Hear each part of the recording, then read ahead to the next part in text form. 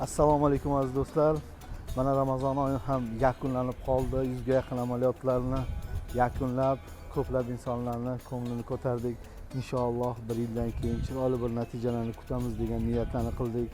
Bu oyimiz juda ham bir barakali bo'ldi. Amaliyotlar davomida ko'plab insonlar bilan tanishdik. Bu insonlar bilan iftorlik dasturxonlarida birga taomlandik. Mana bu oyni o'zi bir barakotlik oy, har yili sog'inib kutadigan oyimiz. Mana shu oyni ham yakunladik.